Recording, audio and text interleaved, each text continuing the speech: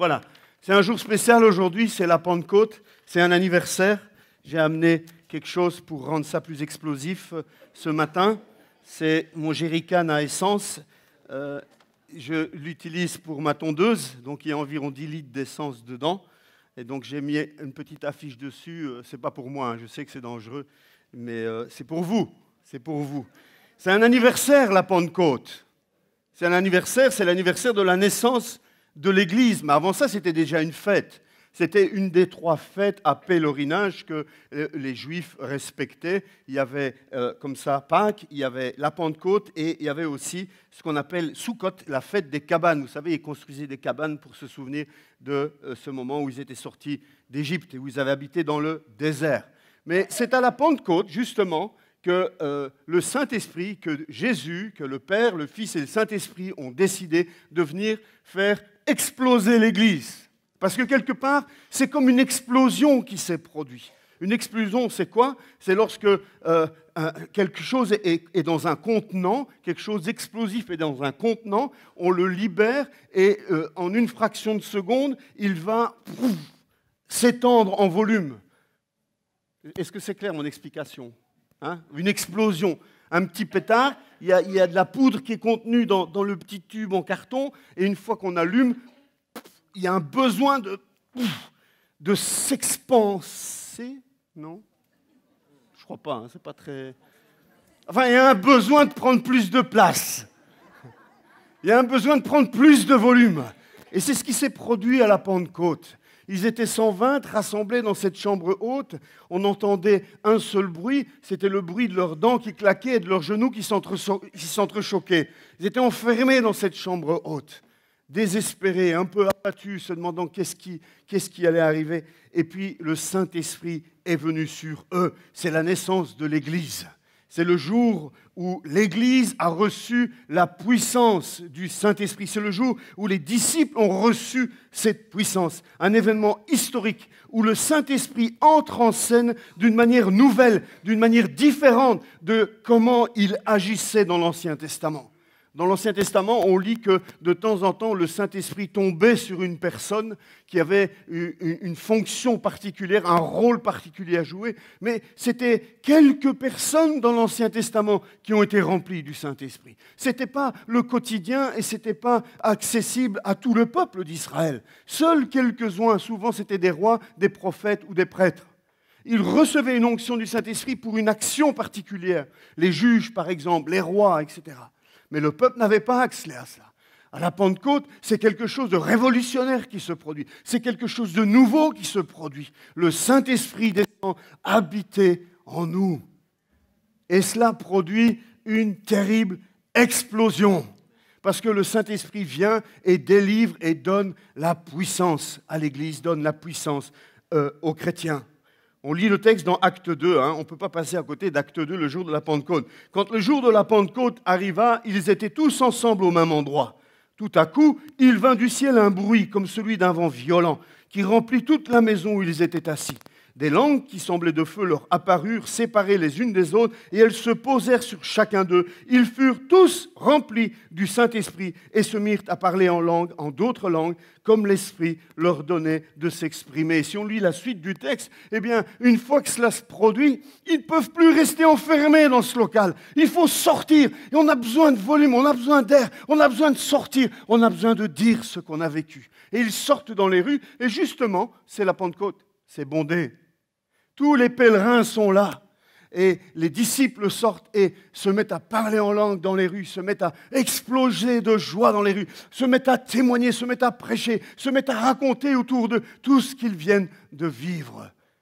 Ils se souviennent de tout ce qu'ils ont vécu avec Jésus, puisque un des rôles du Saint-Esprit, c'était de leur rappeler les choses. Et ils sortent et ils témoignent. Jésus avait annoncé cela dans Acte 1:8.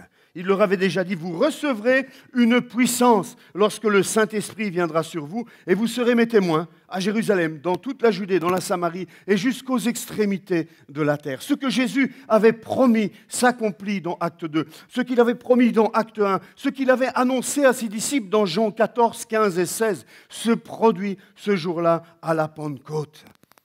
Alléluia. La Pentecôte, frères et sœurs, c'est associé évidemment à la venue du Saint-Esprit, mais c'est aussi associé à une démonstration, c'est associé à la puissance. Il y a quelque chose qui se produit à la Pentecôte dans la vie des disciples. Aujourd'hui, j'ai amené avec moi ce jerrycan, il y a 10 litres d'essence dedans.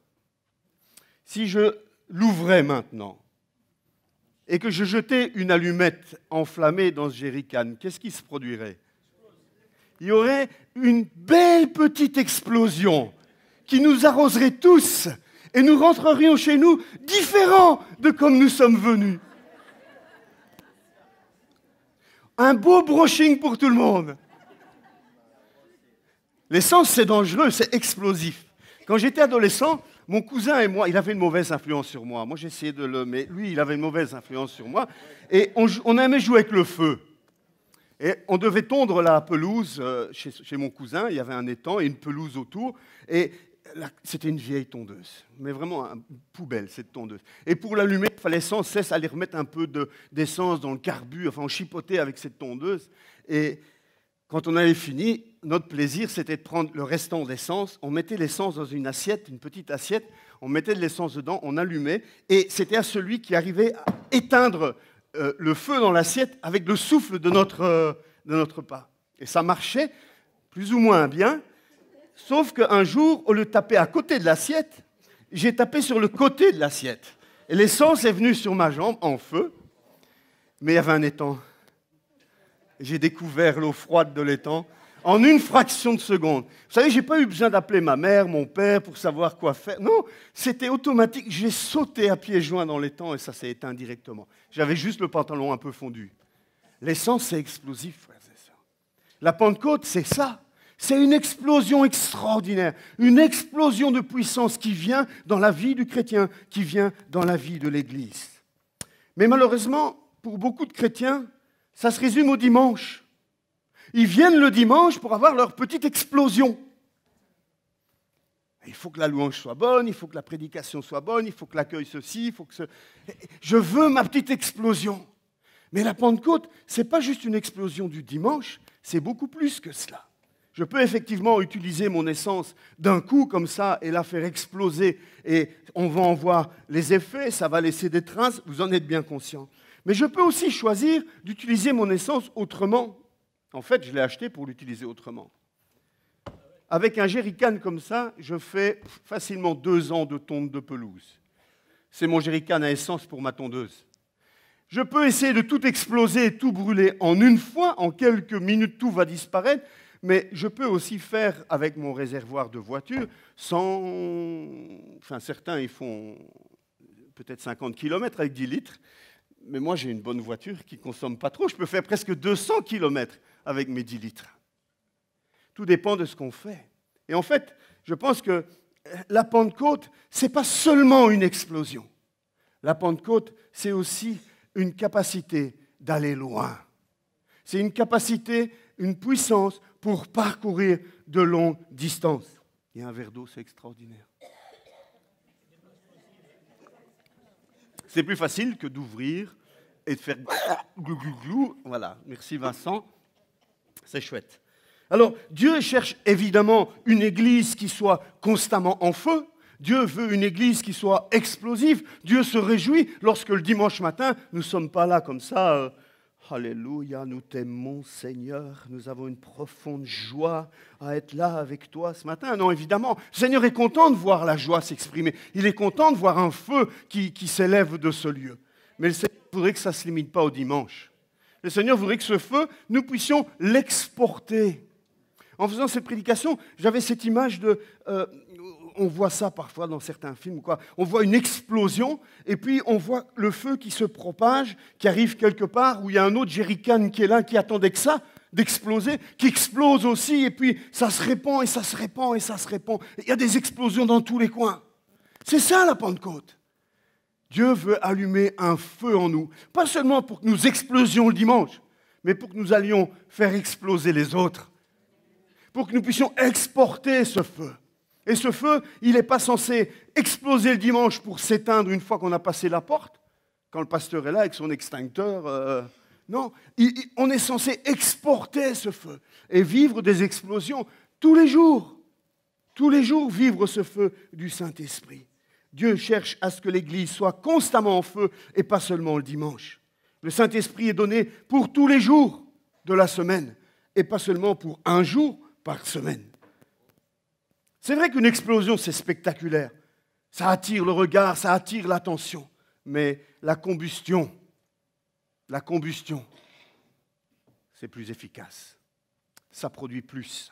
Et ça permet de faire du chemin, ça permet d'accomplir un travail. Lorsque cette essence, au lieu de la dilapider en l'explosant en un coup, elle est maîtrisée. Si cette puissance est maîtrisée, si cette puissance est utilisée à bon escient, eh bien, elle va produire un travail, elle va produire quelque chose, elle va porter du fruit. Le Saint-Esprit veut agir des deux manières, frères et sœurs.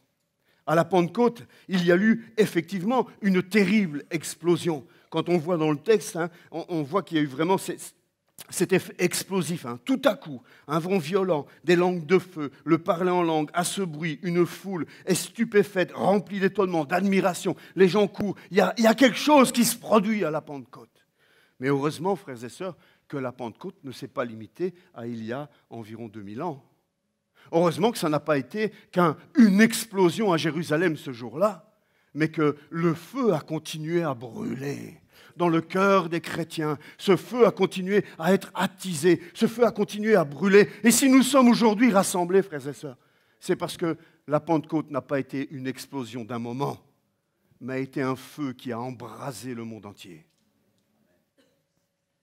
Un feu qui a embrasé le monde entier. Est-ce que ce feu brûle en toi ? Est-ce que tu es un chrétien en feu ou un chrétien éteint ?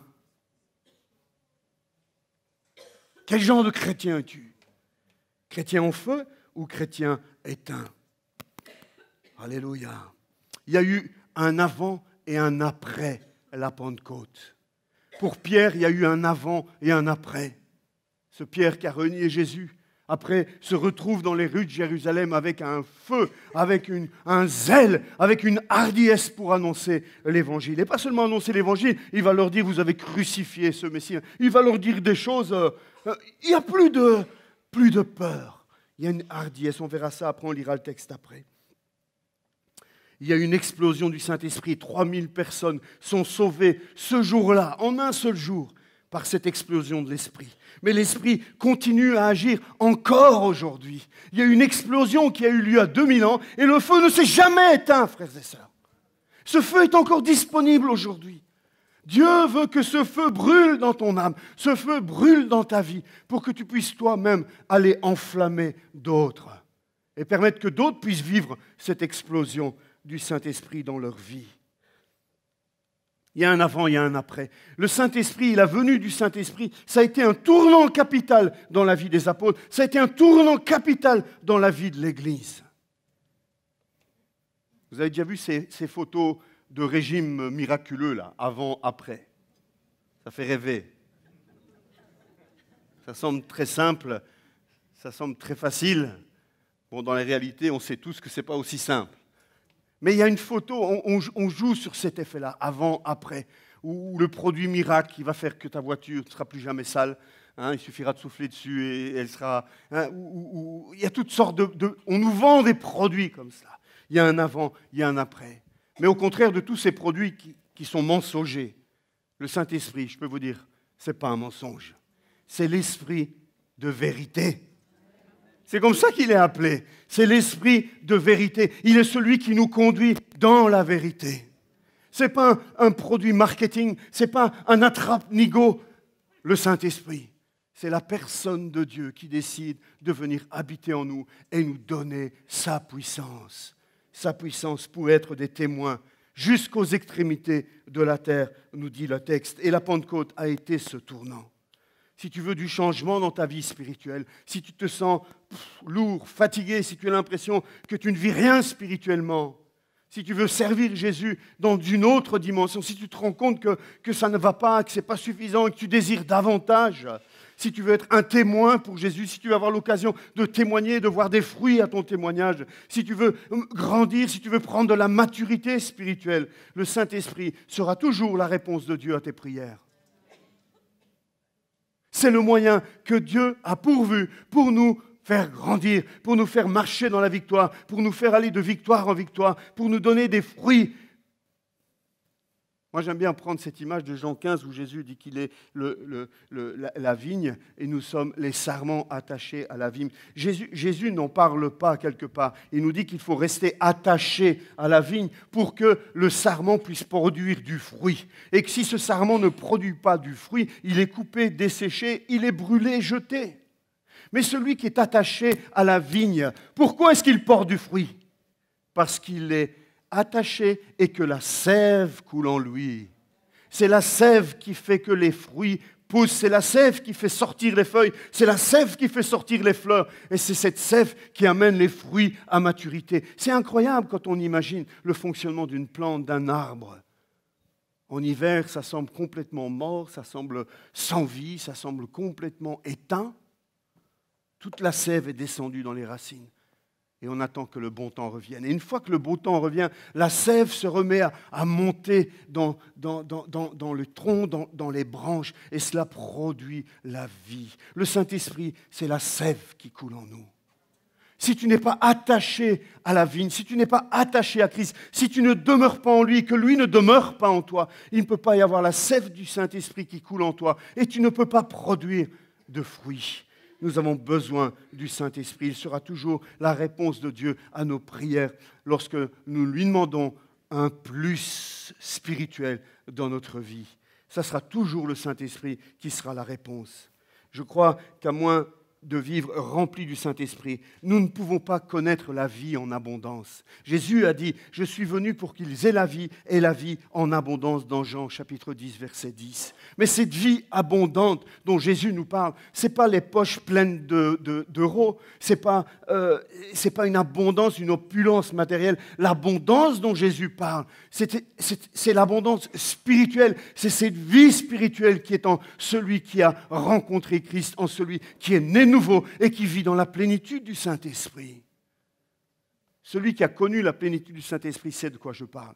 Il sait que lorsqu'il est plein du Saint-Esprit, lorsqu'il est rempli du Saint-Esprit, il connaît cette joie, il connaît cette paix, il connaît ce zèle pour le Seigneur.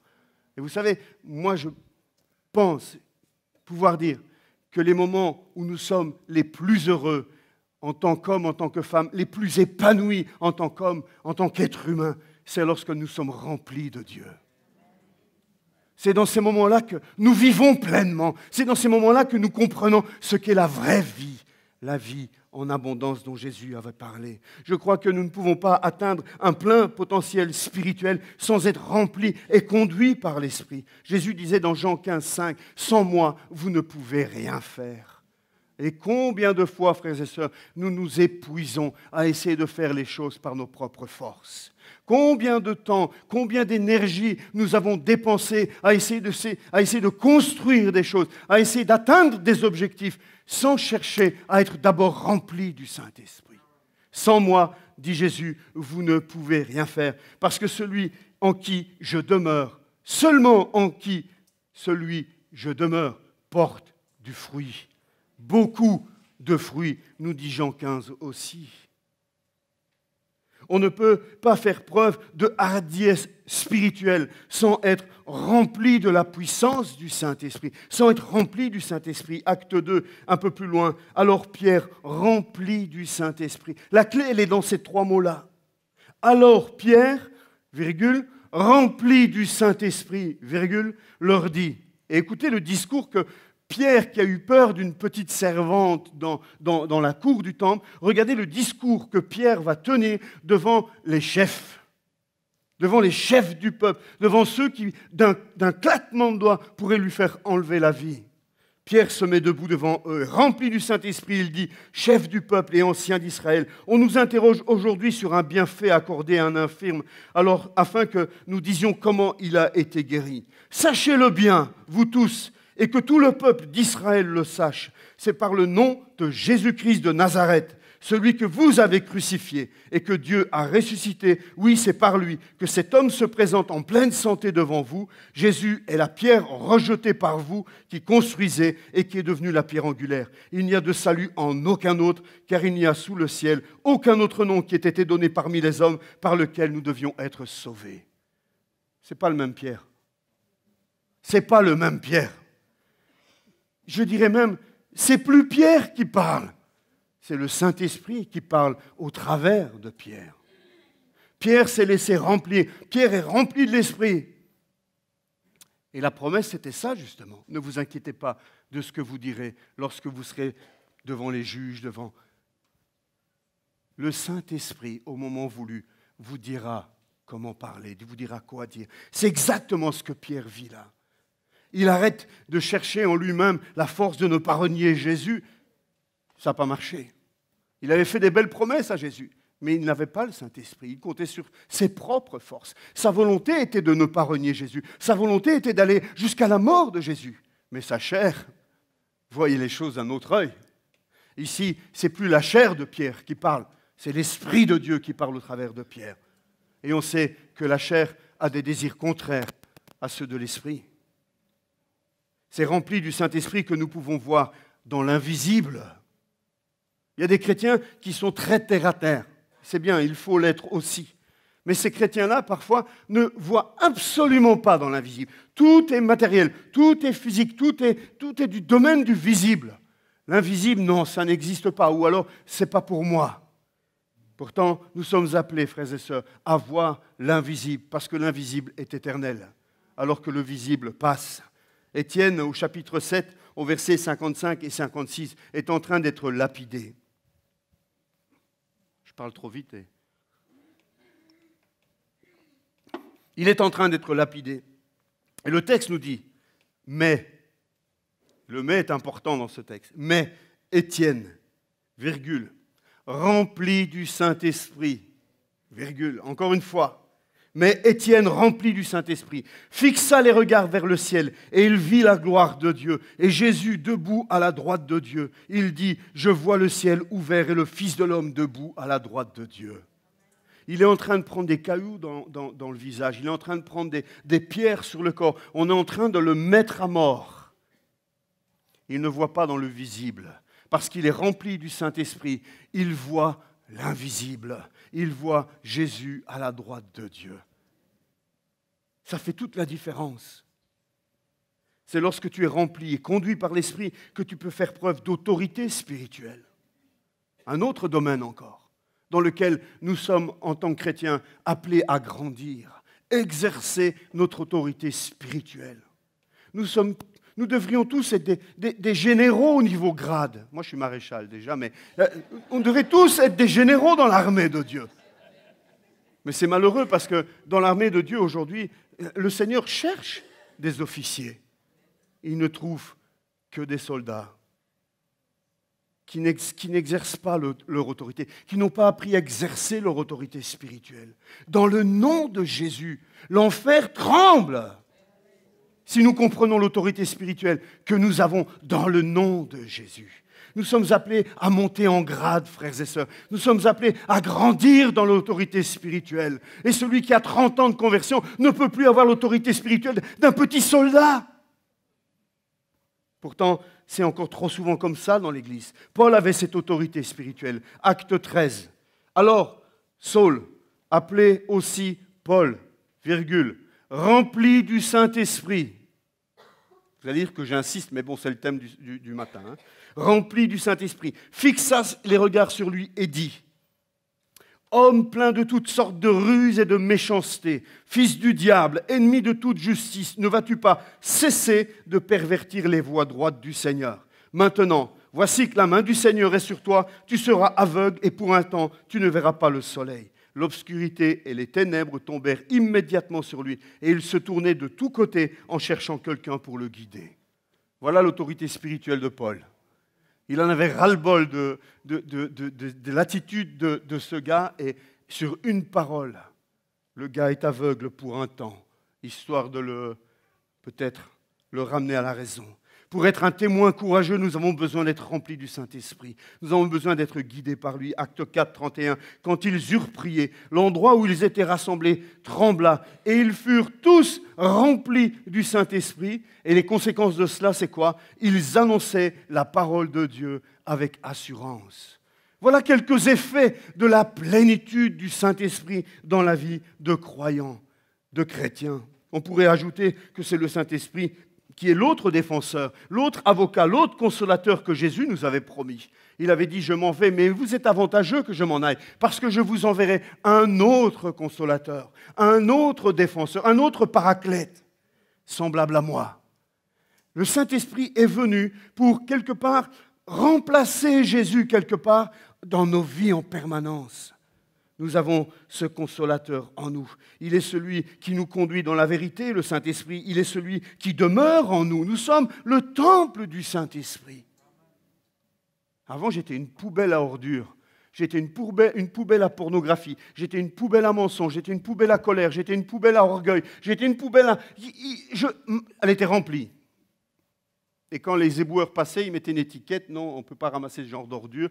Ça ne rentre pas dans les conditions. Sac bleu, sac blanc, sac jaune. Et je restais là sur le bord du trottoir avec ma poubelle remplie. Mais Jésus est venu. Mais Jésus est venu et lui, il a pris cette poubelle. Il a vu cette poubelle, il n'a pas collé une étiquette dessus en disant c'est trop difficile pour moi. Il a pris cette poubelle, il l'a prise sur lui, il est monté à la croix avec ma poubelle. Et il m'a rendu non pas une poubelle vide, il m'a rendu le temple du Saint-Esprit. Tu es le temple du Saint-Esprit. Il habite en toi et il veut habiter dans toute sa plénitude en toi. Il veut te remplir complètement. C'est lui qui nous rappelle les choses, c'est lui qui nous annonce les choses à venir, c'est lui qui glorifie Jésus. Il y a plein de fonctions du Saint-Esprit. Allez voir sur Internet si vous voulez étudier les fonctions du Saint-Esprit. Il y en a jusqu'à 70 fonctions du Saint-Esprit dans notre vie. Comment vivre sans lui? Comment se passer de lui? Comment vivre notre vie de chrétien tous les jours de la semaine, voire des semaines, sans jamais avoir une pensée pour le Saint-Esprit, sans jamais prendre la peine d'écouter le Saint-Esprit, de savoir ce qu'il désire. Qu'est-ce que tu veux que je fasse aujourd'hui? Où veux-tu que j'aille aujourd'hui? Combien de chrétiens aujourd'hui vivent leur vie chrétienne, passent toute leur vie à vivre leur vie chrétienne, sans jamais avoir la moindre considération pour l'Esprit Saint qui habite en eux? On dirait que le Saint-Esprit squatte leur vie, qu'il n'est pas tout à fait le bienvenu. Le Saint-Esprit est Dieu. Il est Dieu. Et c'est celui qui doit diriger notre vie, pas squatter notre cœur. Tout cela, frères et sœurs, toutes ces fonctions du Saint-Esprit, toutes ces choses que je vous ai expliquées que le Saint-Esprit fait, c'est la raison pour laquelle Jésus lui-même a commencé son ministère en veillant à être rempli du Saint-Esprit. Lorsqu'il est revenu du désert, le texte nous dit que c'est rempli du Saint-Esprit que Jésus va commencer son ministère. Même le Fils de Dieu avait besoin d'être rempli du Saint-Esprit. Et toi, tu dis, non, moi ça va, je peux me débrouiller tout seul. Tu te trompes toi-même. C'est aussi la raison pour laquelle il a ordonné à ses disciples d'attendre la promesse avant de partir. Il savait que ses disciples ne pourraient rien faire sans la puissance du Saint-Esprit. Et il voulait les préserver de cela. Il ne voulait pas que Pierre se reprenne une deuxième gamelle. Il ne voulait pas que Thomas et les autres soient encore plus déçus. C'est pour ça qu'il leur a dit, attendez la promesse. Alors vous pourrez y aller. Alors vous serez mes témoins partout, jusqu'aux extrémités de la terre. C'est aussi pour cela que ta responsabilité de chrétien, c'est de demander, c'est de chercher, c'est d'attendre, c'est de remuer ciel et terre pour être rempli du Saint-Esprit. Ce n'est pas une option. Tu es tenu à chercher la plénitude du Saint-Esprit. Ne te résigne pas, ne te résigne jamais, ne fais pas sans le Saint-Esprit dans ta vie. Tu as demandé 1000 fois, ce n'est pas grave, redemande 1000 fois de plus, mais ne t'arrête jamais. Cherche cette plénitude du Saint-Esprit. Fais-en ton objectif numéro 1. Ne lâche pas l'affaire, mais cherche à être rempli. Si tu l'as déjà vécu, cette plénitude du Saint-Esprit, eh bien, veille à rester rempli chaque jour. Ma tondeuse, toutes les 2 tontes, je dois remettre de l'essence dedans. Ce n'est pas quelque chose qui est éternel. Il faut remettre sans cesse. Et si tu as été baptisé du Saint-Esprit un jour, ça ne m'impressionne pas si tu n'es pas rempli du Saint-Esprit aujourd'hui. Ça ne veut rien dire d'avoir été baptisé du Saint-Esprit il y a 30 ans, si aujourd'hui tu es aussi sec qu'une rose du désert. Soyez remplis du Saint-Esprit, nous dit Paul, dans Éphésiens chapitre 5, verset 18. Soyez remplis du Saint-Esprit. À la nouvelle naissance, c'est vrai que nous recevons une nouvelle nature, mais celui qui a les yeux en face des trous se rend vite compte que la vieille nature charnelle n'est pas instantanément disparue et détruite. On en a parlé dimanche dernier. On se bat encore avec des choses. Nous habitons des corps qui sont susceptibles encore de commettre des péchés. C'est pour cela, frères et sœurs, que nous devons demeurer remplis de l'Esprit si nous voulons remporter des victoires sur la chair. Sans la puissance du Saint-Esprit, sans la plénitude du Saint-Esprit, ce n'est pas toi qui auras le dernier mot, c'est la tentation. C'est le péché qui aura le dernier mot. Parce que ce n'est pas par tes propres forces que tu peux vaincre cette puissance infernale du péché. C'est animé par l'Esprit de Dieu que tu peux remporter cette victoire. Et uniquement par lui. Paul dit dans Éphésiens chapitre 5, verset 16, « Marchez selon l'Esprit et vous n'accomplirez pas les désirs de la chair. » Oh Paul, comment je fais? J'y arrive pas. Paul, je tombe. Paul, j'ai des combats. Paul, je n'y arrive pas. Je tombe dans la tentation. Je pêche. Paul, j'ai pas de force. Paul nous répondrait, marche selon l'Esprit. Marche selon l'Esprit et tu n'accompliras pas les désirs de la chair. Il se sert d'une autre image pour essayer de nous expliquer ça en nous disant un peu plus loin dans le même chapitre, au verset 18, ne vous enivrez pas de vin, mais au contraire, soyez remplis du Saint-Esprit. Pas de vin, mais de Saint-Esprit. Combien de chrétiens cherchent la joie dans le vin? Combien de chrétiens aujourd'hui cherchent un peu dans du vin ou autre substance? Alors que le Saint-Esprit est là. Alors que lui est là pour te donner la paix. Lui est là pour te donner la joie. Lui est là pour que tu vives la vie en abondance. Ce que Paul veut nous dire, c'est que nous devons vivre sous le contrôle du Saint-Esprit. C'est lui qui doit être au contrôle dans nos vies. Souvent, on dit d'une personne ivre qu'elle est sous l'influence de l'alcool. Eh bien, on devrait pouvoir dire des chrétiens, ils sont sous l'influence du Saint-Esprit.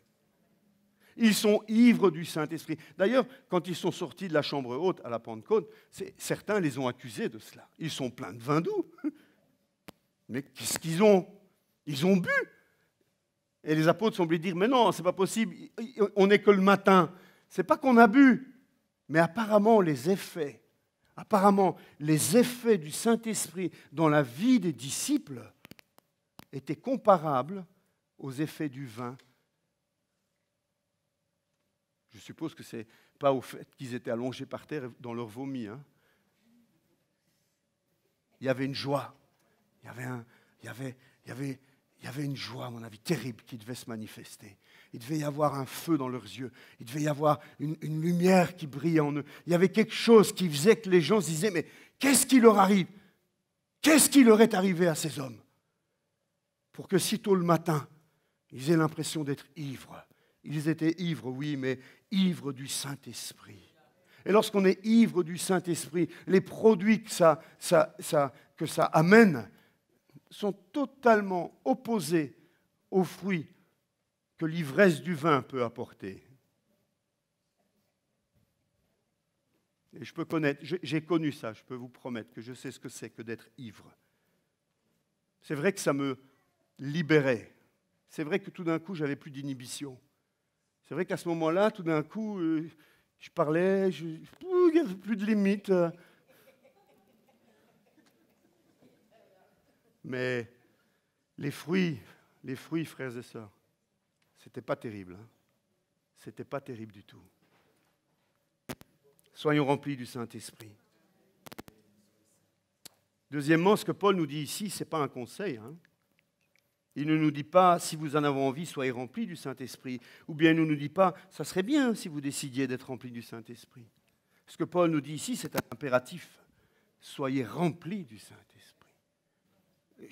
Je pourrais vous dire, en tant que votre berger, je vous ordonne d'être remplis du Saint-Esprit. C'est un ordre. C'est un ordre que Dieu nous envoie. Nous devons être remplis du Saint-Esprit. Ce n'est pas une option. Ce n'est pas de temps en temps, lors d'une convention. Non. Tous les jours, nous devons être remplis du Saint-Esprit. Cherchez à être remplis du Saint-Esprit. Paul nous donne un ordre. Et cet ordre s'adresse à chaque croyant. Parfois, nous regardons nos frères et sœurs en disant « Oh, lui, waouh, il aime tellement Jésus, lui. Ah, si je pouvais être comme lui. Ah, si je pouvais avoir son feu, si je pouvais avoir son zèle, si je pouvais avoir ses talents, etc. » Et on regarde les autres comme ça en se lamentant. Mais vous pouvez aussi. Toi aussi, tu peux avoir ces talents. Toi aussi, tu peux avoir ce feu. Toi aussi, tu peux avoir ce zèle. Toi aussi, tu peux aimer Jésus comme ce frère ou cette sœur que tu envies. Il te suffit d'être rempli du Saint-Esprit. Il te suffit de chercher à être rempli de cet Esprit Saint. Paul nous dit aussi au travers de cela que nous sommes incapables de nous remplir nous-mêmes. Le texte qui est employé, le verbe qui est employé, c'est du passif. Soyez remplis. Mais ce n'est pas une raison pour se cacher derrière en disant « ben oui, ben moi j'attends. Ça fait 30 ans que j'attends et voilà, ce n'est pas de ma faute. Hein. » Non, non, non, ce n'est pas vrai ça, frères et sœurs. Parce qu'il y a quand même des textes qui nous disent qu'il y a des choses que nous pouvons faire, des choses, des exercices spirituels ou des pratiques, des choses que nous pouvons faire qui vont faire que nous disposons nos cœurs à être remplis du Saint-Esprit. Si mon jerrycan est déjà plein, est-ce que je peux le remplir? Ben non, il est déjà plein. Donc si tu veux être rempli du Saint-Esprit, parfois, il est peut-être nécessaire de te vider de certaines choses. Parce que le Saint-Esprit voudrait bien te remplir, mais il n'y a plus de place.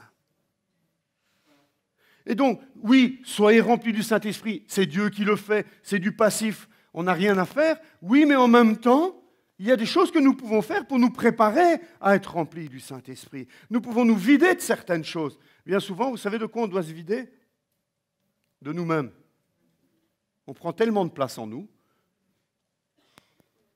On a des mois comme ça.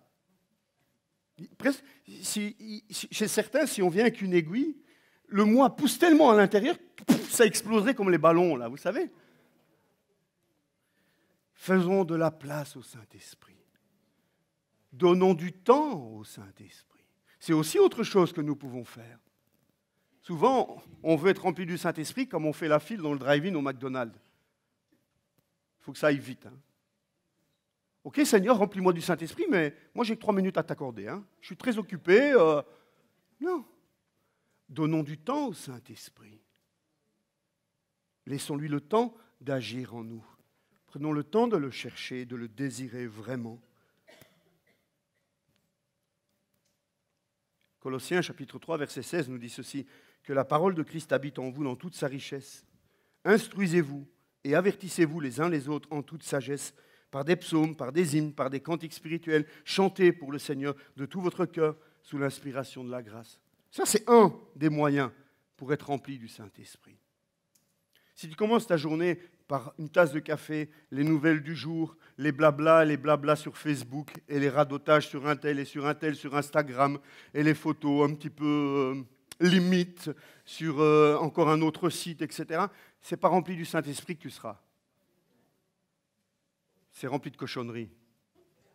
Et tu commenceras ta journée remplie de cochonneries. Et quand on commence sa journée remplie de cochonneries, qu'est-ce qu'on distribue? Des cochonneries. Et on finit sa journée comme un cochon.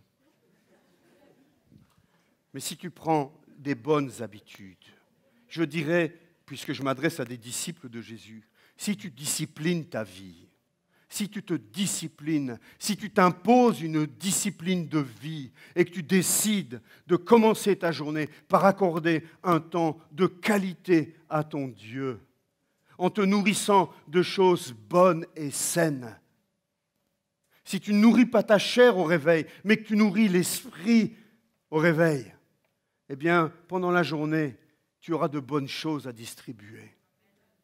Et tu finiras ta journée dans la joie du Saint-Esprit. Tu t'endormiras en te disant « Waouh, Seigneur, demain, encore plus. Encore plus. » Tu ne t'endormiras pas comme un cochon. Tu t'endormiras comme un enfant de Dieu que tu es. Un fils et une fille de Dieu que tu es. Un prince et une princesse de Dieu que tu es censé être. Enfin, pour terminer, rappelons-nous que nous devons continuellement faire le plein. Continuellement faire le plein. Santos, tu as une voiture? Combien de plein tu as fait dans ta voiture depuis que tu conduis avec ta voiture? Ah non, je veux un chiffre. C'est difficile à dire. Hein? Ben oui, on compte, au début on compte. On essaie de voir combien on fait avec un plein. Après, on préfère ne plus trop y penser. Surtout quand on nous dit que le diesel pollue plus et qu'on augmente les... Bon, voilà. Enfin, je ne vais pas venir sur ce sujet-là parce que je vais m'enliser. Mais le plein, il faut le faire sans cesse. Il faut remplir le frigo sans cesse. Il faut remplir le réservoir sans cesse. Il y a plein de choses qu'il faut remplir sans cesse. Pourquoi ? Parce qu'on le consomme. Le Saint-Esprit, c'est comme quelque chose qu'on consomme. Je combats par l'esprit, il y a un travail en moi parce que je combats contre la chair, parce que je veux servir selon l'esprit. Eh bien, tout ce combat consomme un travail. Et donc, j'ai besoin d'être rempli à nouveau. Il y en a beaucoup qui ne comprennent pas ça. Pasteur, j'ai été baptisé du Saint-Esprit il y a 15 ans. C'était extraordinaire. Et aujourd'hui, et demain, sans cesse être rempli du Saint-Esprit. C'est une expérience sans cesse recommencée. Parce que ce monde draine, ce monde dans lequel nous vivons demande que nous ayons sans cesse, quelque part, cette puissance qui vient d'en haut pour la combattre, pour la contenir, pour être victorieux. Mais qui dit travail, dit dépense d'énergie. Qui dit combat, dit dépense d'énergie. C'est pour ça que nous devons être remplis sans cesse du Saint-Esprit. Alors ce discours de la Pentecôte, ce n'est pas un discours qui s'adresse nécessairement à ceux qui n'ont pas été baptisés du Saint-Esprit. Bien souvent, on focalise là-dessus. Ah, Pentecôte, il faut absolument prier pour que ceux qui ne sont pas baptisés du Saint-Esprit le soient. Oui, vous devez l'être si vous ne l'êtes pas, c'est sûr. Mais toi qui as été baptisé du Saint-Esprit, est-ce que tu donnes envie à ceux qui ne l'ont pas été de l'être ? J'ai une fois un chrétien qui m'a dit, ouais, tu me dis que je dois être baptisé du Saint-Esprit, mais le frère untel, il me dit qu'il a été baptisé du Saint-Esprit, mais franchement, je ne vois pas la différence. Hein. Je ne vois pas en quoi il est plus efficace que moi, je ne vois pas en quoi il est plus productif que moi. Et donc, nous avons une responsabilité. Et la Pentecôte, c'est aussi un moment pour nous rappeler que nous avons une responsabilité. Il y a un devoir qui est sur notre vie. Et ce devoir, ce que Dieu veut, c'est que tu sois rempli du Saint-Esprit. Si c'est la première fois que ça t'arrive, on appellera ça le baptême du Saint-Esprit. Tu parleras en langue. C'est un cadeau extraordinaire de la part de Dieu. Mais si ce n'est pas la première fois, eh bien tu seras rempli du Saint-Esprit. Et en fait, aujourd'hui, c'est devenu tellement exceptionnel. C'est devenu tellement... Waouh! Il y en a un qui a été baptisé du Saint-Esprit. Waouh! Il y en a un qui est rempli du Saint-Esprit. C'est lamentable, frères et sœurs. C'est vraiment triste. Vous savez, en tant qu'Église, on devrait, dans nos prières, dans nos temps de prière personnels ou en commun, implorer l'Esprit de Dieu, implorer Dieu pour que nous soyons à nouveau visités par le Saint-Esprit.